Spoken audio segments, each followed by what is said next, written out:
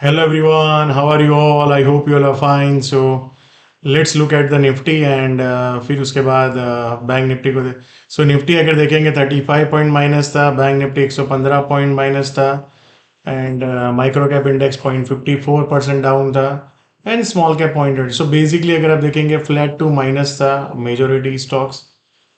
सबसे पहले weekly candle से देखते हैं तो वीकली में देखेंगे तो यहाँ पे एक पुल बैक जैसा देखने को मिला है अपने को।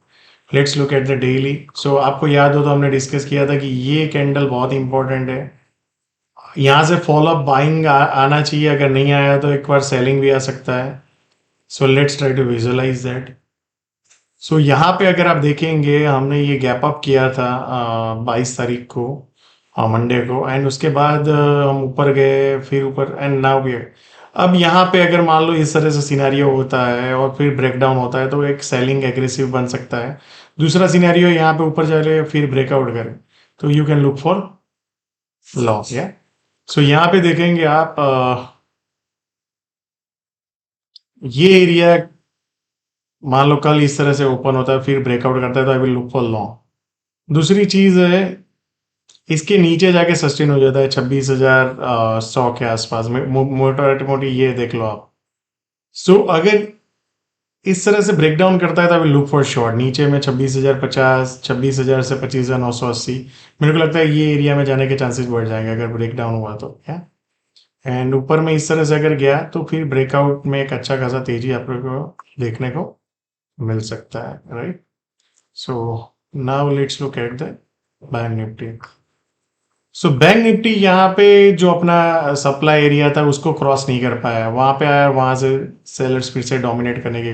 तो आप देख सकते हो कैसा हो सकता है, दैट्स अ पॉसिबिलिटी। तो let's look at the. So basically आप देखेंगे जो हमारा सप्लाई एरिया था एक्जेक्टली वही एरिया में गया एंड वहां से सेलर्स डोमिनेट कर गए। सो यहाँ पे अगर आप देखेंगे ये एरिया है जहाँ पे डिमांड आ सकती है, तो पुल बैक में ये एरिया में फिर नीचे जाने की कोशिश कर लुक फॉर शॉर्ट।